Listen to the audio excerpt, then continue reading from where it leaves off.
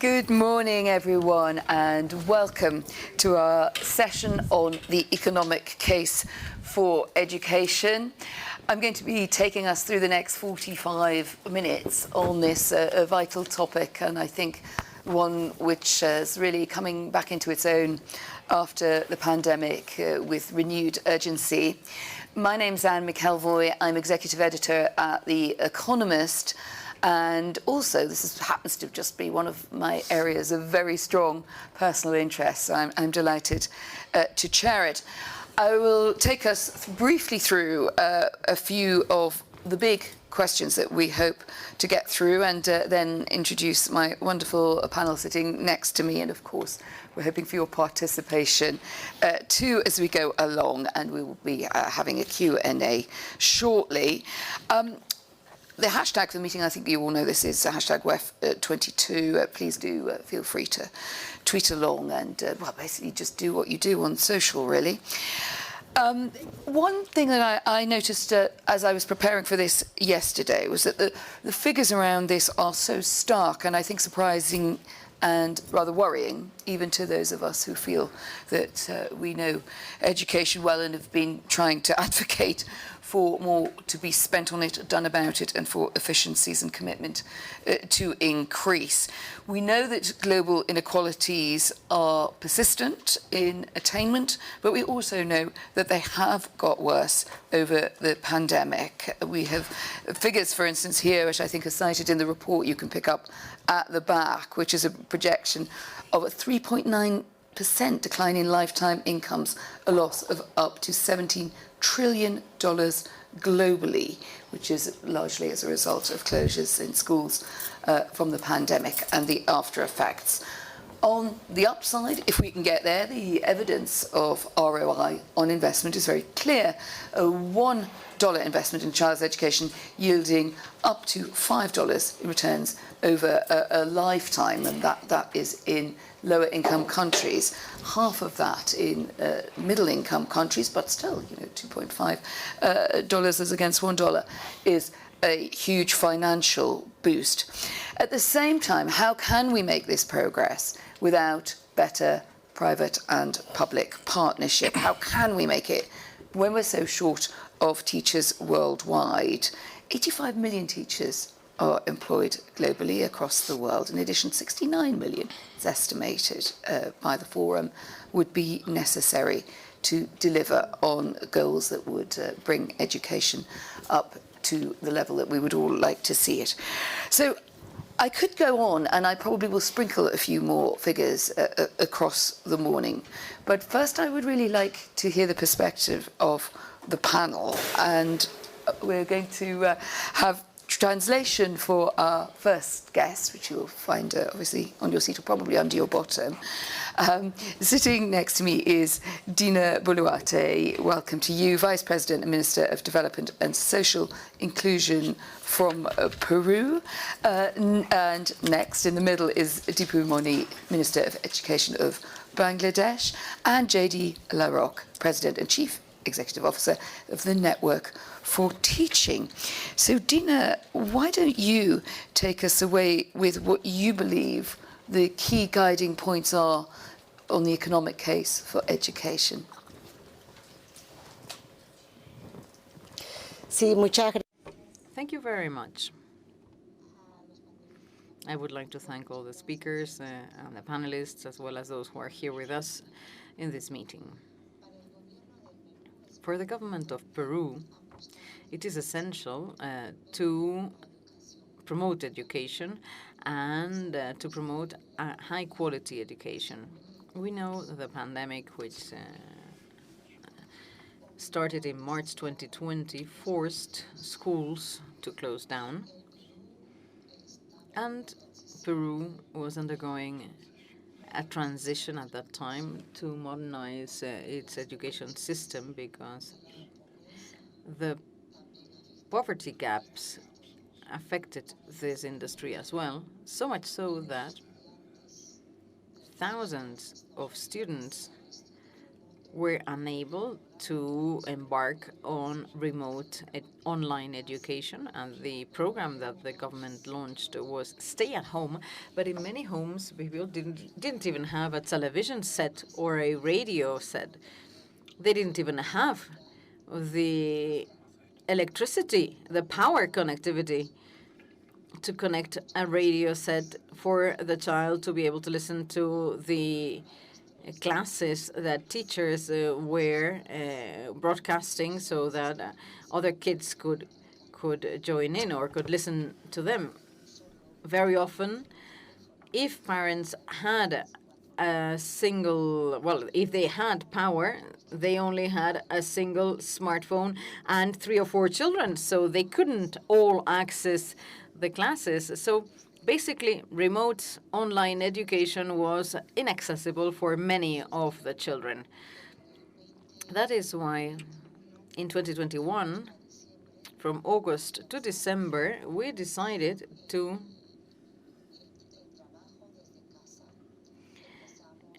strengthen the possibilities for our citizens to study from home.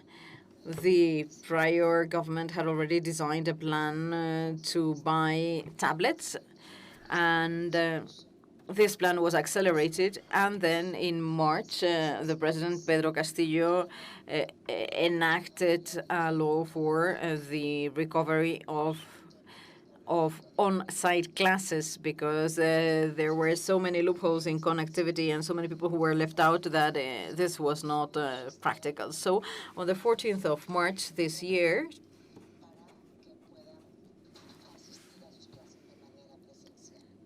we started with on-site classes.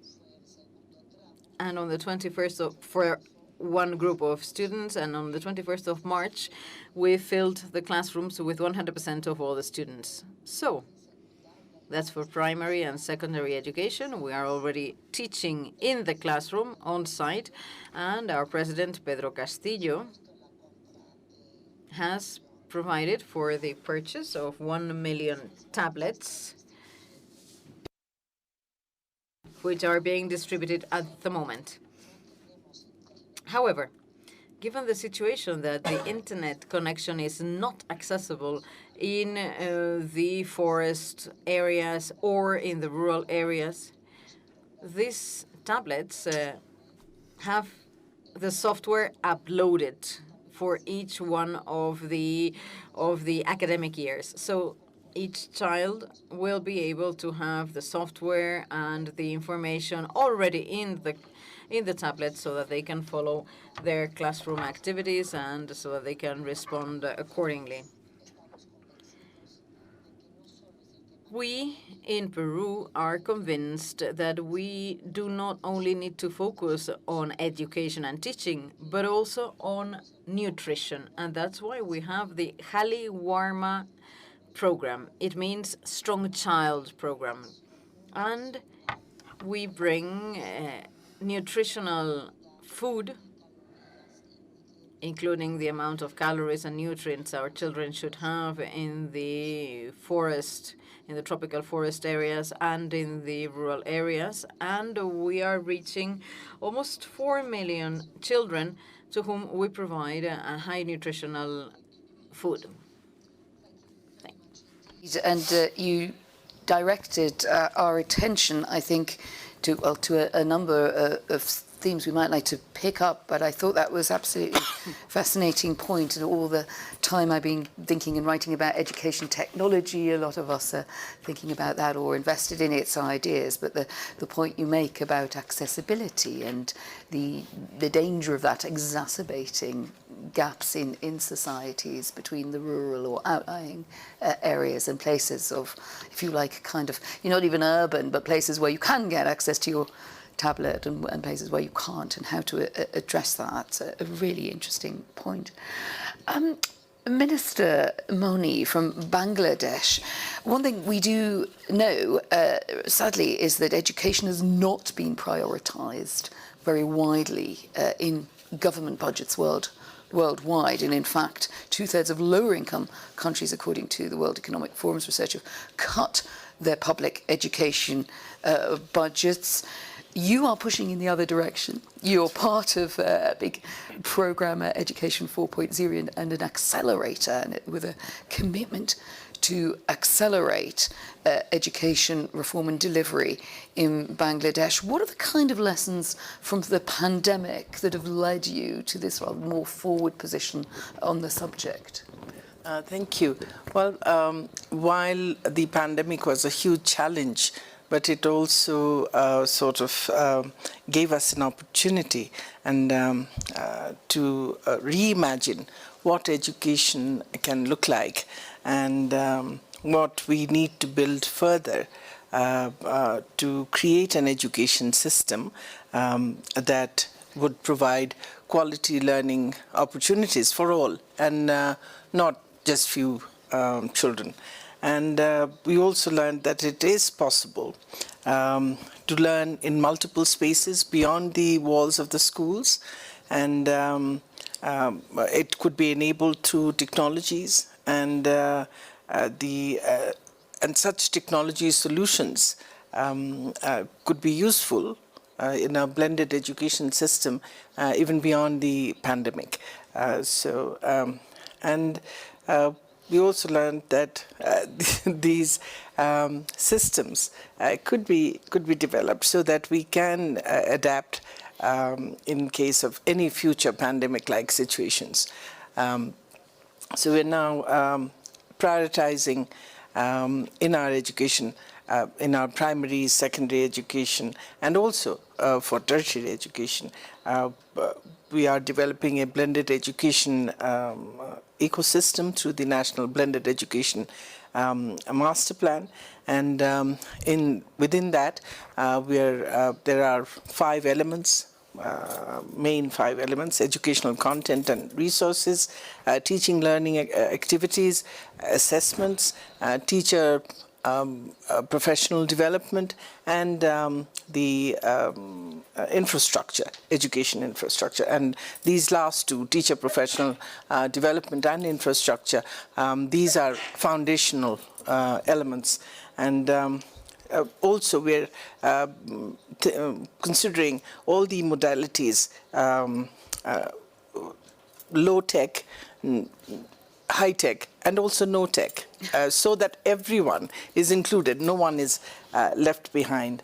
And especially in teacher and professional development, there has to be a huge change in the mindset, and because previously the teachers were the only sources of knowledge, and now with technology and everything, teachers have to think about learners as well. I mean, they themselves will become learners as well as facilitators and guides. So as we are calling it, that from being a sage on stage to being a guide on the side.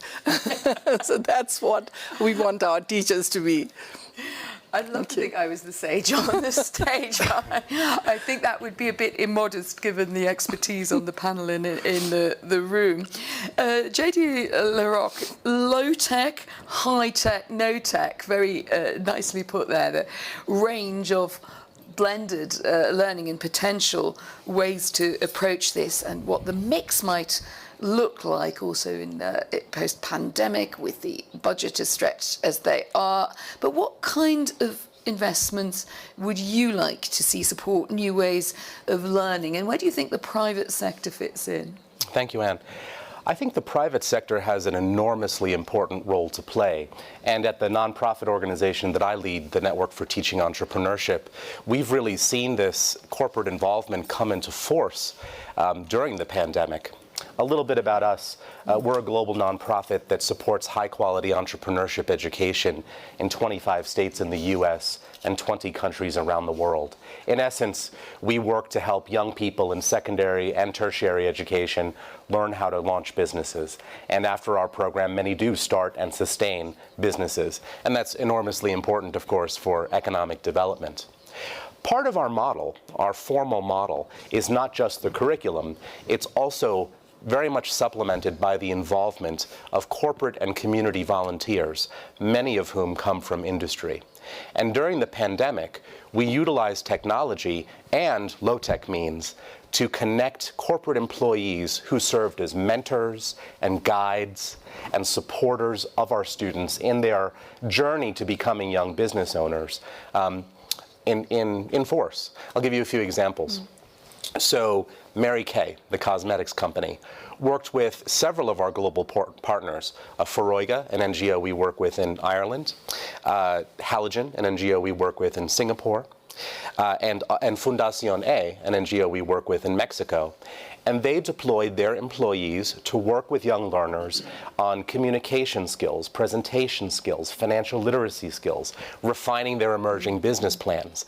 And what is so interesting to view about corporate employees and how they interact with learners is because they are professionals coming from the outside, and they are different from what the learners often experience. They generate enthusiasm from the students, and they have a credibility that sometimes their teachers don't always have, or in addition to the credibility their teachers also have.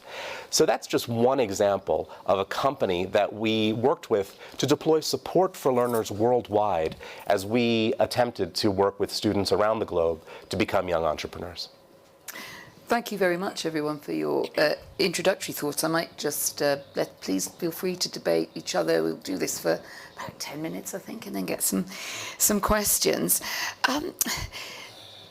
Vice President Duarte, you touched at the end on other programs that you are using that are obviously connected to your mission on education. You're responsible for social inclusion, so your remit is broader than just schools and education.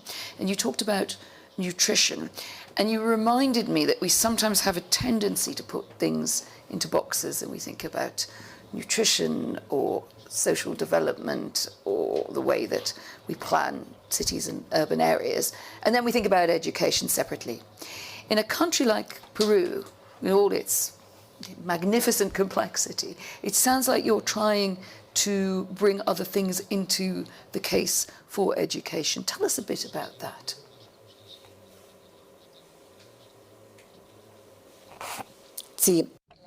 Yes, of course, as I said, President Pedro Castillo, and we believe that education and health is a priority in order to develop our peoples. And this is why with under Mr. Castillo's presidency, the basic curriculum of education has been improved, and we are updating it because classes are being taught not just in Spanish, which is our mother tongue, but we are pluricultural region, so much so that classes that are being taught in the Sierra and the forests are being taught in Spanish, but also in local tongues. Even the curriculum, as our kids keep on learning in their native tongue, which could be Quechua, Bora, etc. And together with Spanish, we are reconsidering the curriculum in such a fashion that as soon as kids can understand and speak their native tongue and Spanish, the idea is to teach them English, because English is a universal language. So the idea is for our kids to be able to work not just in our country, but also abroad. We need to learn from the examples from Japan, Canada, and the US, countries that have invested a lot in education, and this is what we want to do in Peru. And this is why with our government we've increased 8% more the amount of money that is spent in education. And there's a program in place which is called Together, launched by the Ministry of Development and Social Inclusion, whereby in Sierra and jungle areas we are implementing an economic increase in the form of a bonus, so that our kids who live in this area, and due to centralization, many kids have had to drop out of school. So thanks to this bonus, kids can come back to school, and those who are brilliant students will receive an additional bonus and finish secondary education, because normally in those remote areas, kids don't finish secondary education, especially girls. So we want girls and boys to finish secondary education, as is the case in other countries. But the idea is to finish secondary education and to link this to our Grant 18 program, so that our kids can make it to university. But not all kids can go to university, but they could study technological careers, etc. So that together the idea is to make use of private sector in order to establish a link with jobs, so that kids will not finish secondary education and not know what to do. So if they cannot attend university, so that education in our country is extremely important for the region and for the world as a whole, because if our kids are not well prepared and ready to face the world, we would be in a disadvantaged situation. We want to increase the education level for our kids, and in these 4 years where President Castillo will be in power, we're going to support education and health, which are the two most important pillars for us as a government. Very much indeed. JD, let me bring you in on that. I wondered when the Vice President was talking about the impact of different forms of learning and trying to bring us to the next level, but also to stop pupils dropping out of school. I'm just curious, is there any evidence that says that more experiential, blended learning has better outcomes there, particularly in societies where there can be a pull either to go into the workforce early, or simply that going to school is hard and the support is not fully there? Do we know anything about that? Because that's obviously rather important, isn't it, if we want all of these countries to be able to keep K through 12 going and get to the next level? Yes, in fact, there's a growing body of evidence that experiential learning and project-based learning is very beneficial in preventing students from leaving school for a very obvious reason. Take what we do at the Network for Teaching Entrepreneurship. We are encouraging young people to start businesses, and we start that process by asking the students, what is important to you? What is compelling to you? What has meaning to you? What are you passionate about? And unlike some classroom learning, which may or may not be relevant to the student, experiential learning, project-based learning, entrepreneurship education taps into the student's passion from the start. Therefore, it gives them a reason to stay and pursue. Now, of course, with entrepreneurship education, the whole purpose of which is to promote a student's ability to actually launch a business, this helps in the communities that we work in the US and around the world, because we are providing a means for students to support themselves and their families, which is often a huge reason why students stop out and drop out of school. Going back to our earlier discussion about the role of the private sector, key to this is not only providing the type of curriculum and education that would provide a reason for a student to stay in school, but we often need more. And the Vice President's point about holistic approaches is very well taken. At NIFTY, we run a lot of summer camp programs for entrepreneurship education, as well as in-school-based programs. It is so critical that we have corporate support to provide stipends for those learners to attend the summer programs. Why? Because most of the students we work with are low income. Most of the students have to work.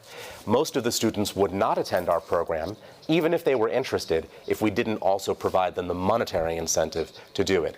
And so some of our corporate supporters like Zora and PayPal, EY, who are funding our summer programs, are doing something very important, and by the way, filling a gap that public governments are not filling.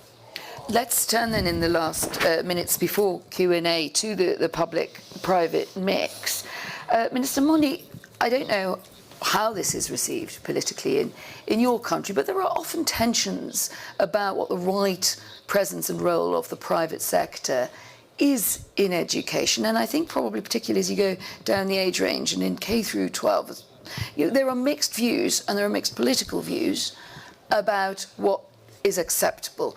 For you, what is the role of the private sector? And, we're among friends here. Don't worry, we're only live streamed. Are there problems around that? Are there disagreements? No, I would say in Bangladesh we have a unique model whereby our primary education is all public.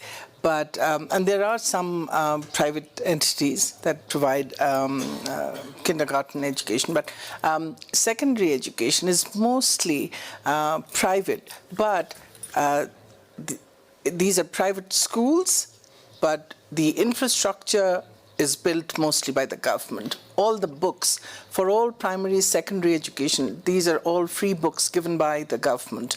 Teachers training, teachers recruitment, everything is done by the government. So it's a very interesting public-private mix, and it's giving us results. And we are promoting actually private-public mix, and that is why we're participating in this accelerator, the education accelerator, the bridging the gap or closing the education gap accelerator of World Education Forum. We have this blended education accelerator that we have launched to prepare our learners, the young talent, the new generation of talent for future of work. And we are cooperating with and working together with World Economic Forum. So locally, we are launching this accelerator, and globally we're cooperating with WEF. And because in education, we have to prepare our next generation for the future of work, for the changes that are coming in. And there are huge changes, and we have to prepare them for that. And no government alone can do it. So there has to be a public-private mix and also global collaboration. So that is why Bangladesh is participating in this, this Closing the Education Gap Accelerator, and we're launching it. We will be watching your progress closely. Vice President, same sort of question to you. You touched on the role of the private sector in what you're doing. To what extent is that very widely accepted? And if there are questions about the right balance between public and private, what are they like in Peru, and what do they most affect? Sí. Yes. Work carried out between the state and the private sector is essential. It's relevant. The Ministry for Education has been meeting several private companies and the private sector that wants to support education in Peru. So much so that some time ago we went to Pucallpa, we went to Cerro de Pasco, we went to Purimac, and the private sector is seeing that they must prioritize their contributions, not just from the point of view of supporting accompaniment by empowering teachers more or empowering our kids more, but rather looking, as I said before, for those labor spaces from which we'll be able to empower our kids so that they will well, in Peru, there's a lot of citizens' insecurity and lack of safety, where kids are out in the streets and involved in illegal activities. So in order to try and diminish these problems, and to this end, we need to start finding things to do for them, and to that end, private sector is committed. We've met several entrepreneurs, and they are willing, more than willing, to work hand in hand with the Peruvian government. But this must be specified in actual agreements that will be complied with. When we visit other communities inside Peru, there's a certain degree of uncertainty in society, because people tend to think that everything ends up on a shelf and that nothing is done. So we are sitting around the table with the private sector in order for commitments to be met, and not just for it to become something that looks nice. That is, in order to see what the outcomes of this support by private companies are. It hasn't been an easy task to convince the private sector to support education, but with our government, we are holding constant meetings in order for this to become successful, and so that private sector will have an open heart towards this and work together with us for something which is as important as education in our country. Thank you very much. That seems an ideal segue to go to the audience. There's a microphone around, and just feel free to tell us who you are, because that always helps us put your question in context. Who'd like to take the lady in the front? Thank you. Thank you very much. It's great to see this panel. My name's Roya Bagai. I'm from Australia, but we have a global organisation that's all around activating a sense of human responsibility in children and young people and teenagers. And one of the programs that we have is Videos for Change, which enables young people to get involved in their communities and to use project-based learning to talk about the issues that they care about. So what you said really spoke to me. But I'd like to ask all of the panelists, you've spoken about how there's this massive disruption that's happened in education.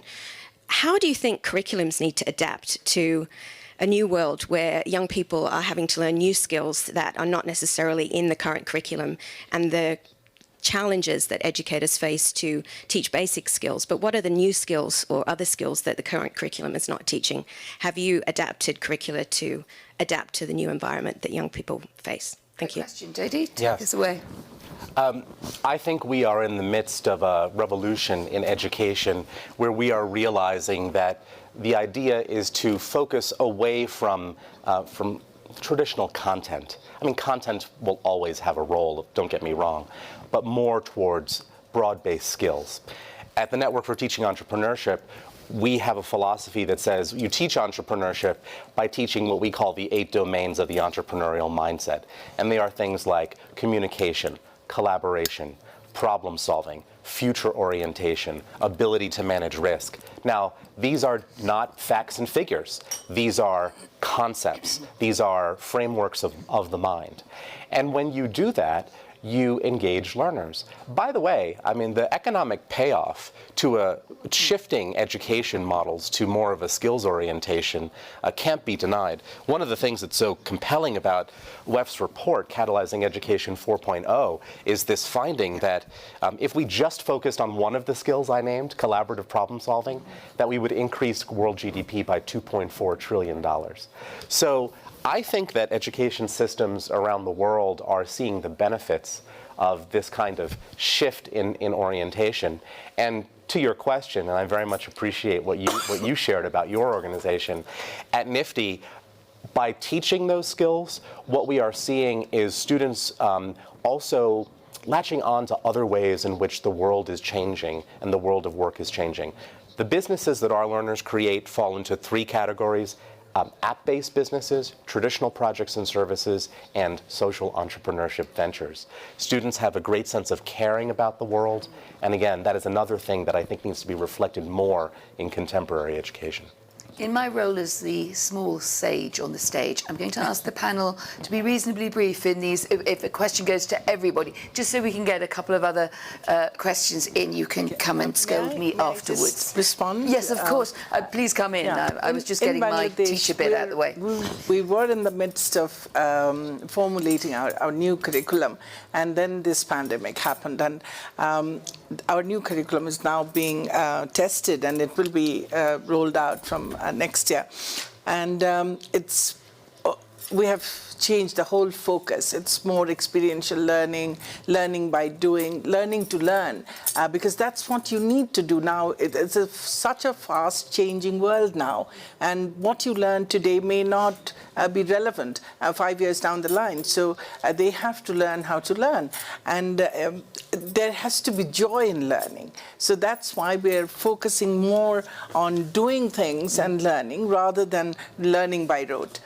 So that's the whole change, the focus. And what we are seeing while it's being tried out is a huge difference from before. And children are more enthusiastic, they're learning, and teachers are also more enthusiastic now. So I think we are actually heading absolutely in the right direction. Thank you. Ms. Boluarte, what are you putting into your curriculum or planning to put into curriculum that wasn't there before in Peru?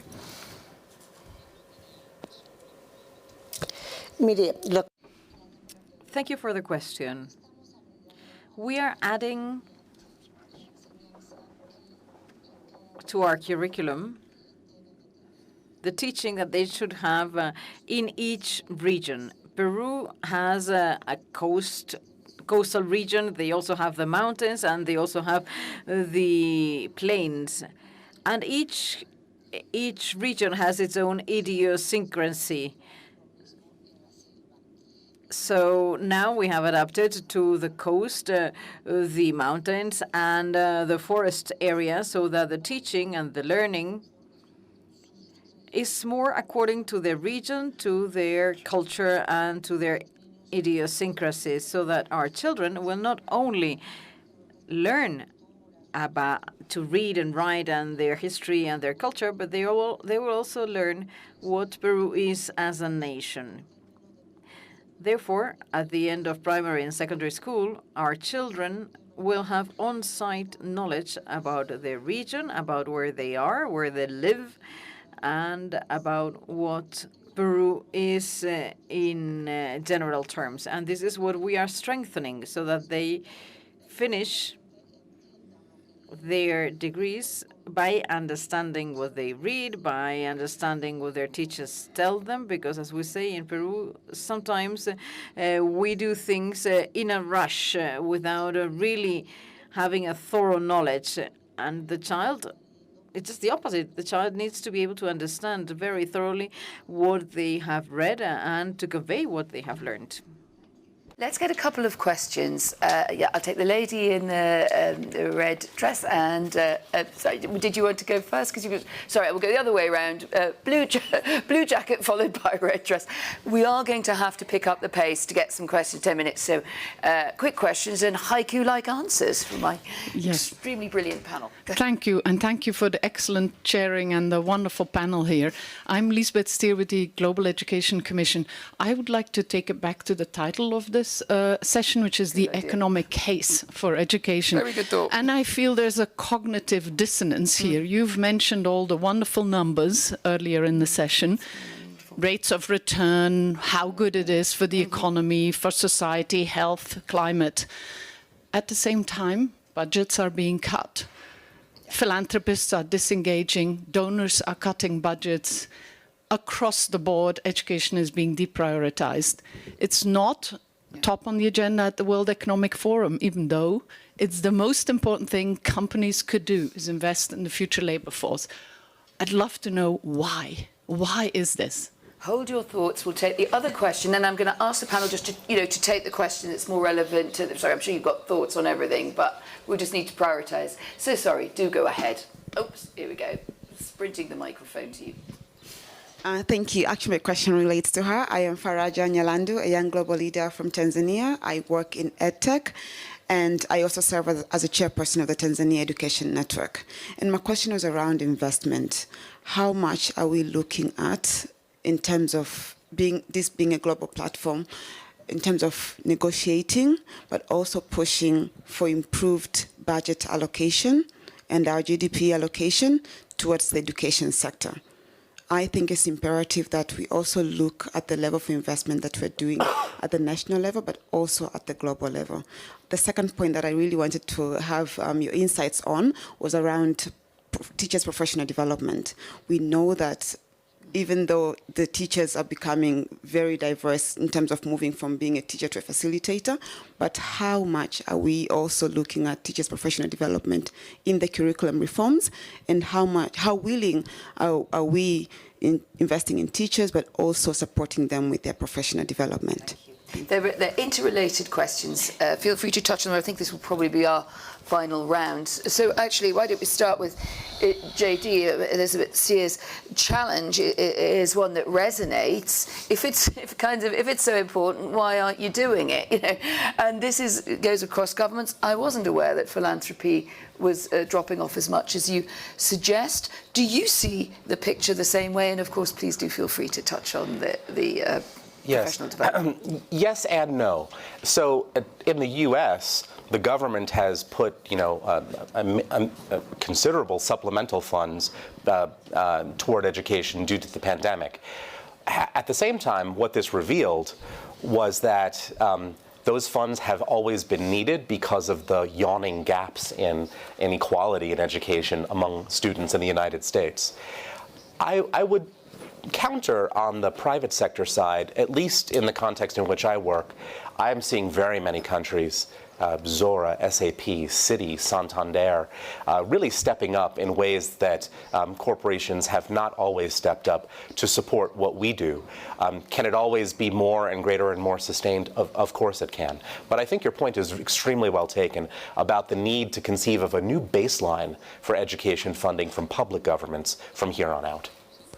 Well, in Bangladesh, we are actually increasing our investments, both public and private, in education, because for us to go from digital Bangladesh to an innovative Bangladesh in 2041, it has to be done. This has to be the most prioritized sector, and that the government realizes, that our private sector has now started to realize, because they want their workforce, and they want their workforce to be skilled, otherwise they will not survive. So I think that realization is there, and because of and you need leadership under the Prime Minister Sheikh Hasina's leadership.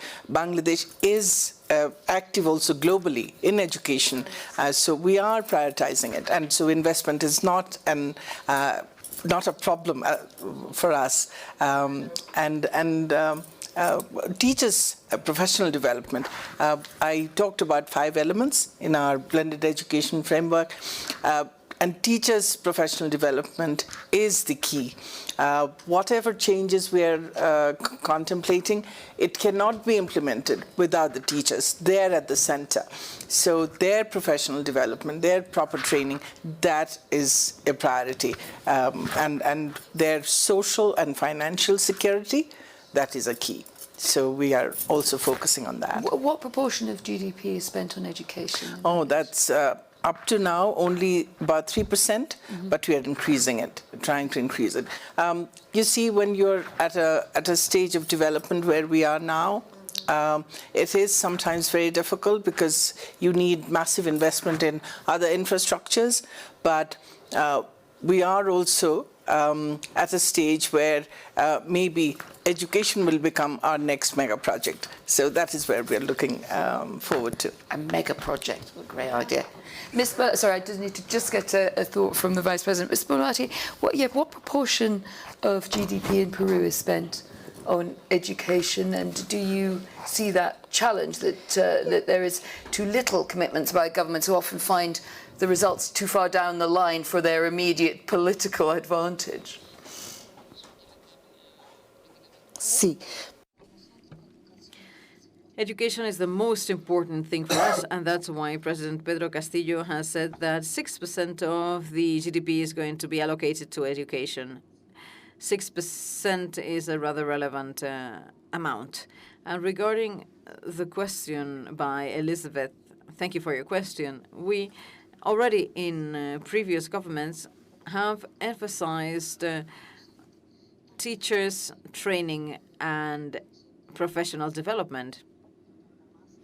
For instance, to increase their salary, they can become masters as well, not only have a degree, but also a master's course. And most of the teachers have a master's course. They do not only have their professional education, but they are also masters in education, and now they have an additional economic supplement, which, well, caters for better income for the teachers. And we also have high study centers in the tropical forest and in the Sierra, in the mountains area. That's where children with high capacities are sent to this high-performance educational centers where these kids live along with their teachers, and they have, well, better education, better nourishment, accommodation. So it's a high-performance school, so to say. We've also agreed in remote areas for companies to support us with internet connection, and the private sector is supporting us in this field. We also have some taxes on construction, and that's where companies also make a contribution for us. Thank you. Very much indeed for that. Well, there we must start to wrap up our session. I mean, my takeaways, I'd be very interested to hear from anyone afterwards, or indeed you on social media. The economic case for education was, I think, already very strong, but coming out of the pandemic and against the global backdrop that we have, which is very worrying, but also, I think, at a time of great innovation and technological enabling, if we want to have more equitable economic recovery, we are going to need to keep our focus on this and keep advocacy at its most effective in terms of budgets. And I think in your various ways, from different perspectives and different parts of the world, you've reflected on your own commitments. And in each case, I'm fascinated, but you're thinking a lot about changes. We're not just coming here to say, please give us more money, because it's what we said a few years ago. We're saying it in a very different context, and I think with opportunity as well as concerns front of mind. So thank you very much, and thank you, audience, for coming and your questions. If you haven't got the report, there really is a lot of fascinating stuff in it. Catalyzing Education 4.0. It's at the back of the room. Thanks to you all. Thanks to our interpreter. Very much enjoyed the session. Enjoy your day.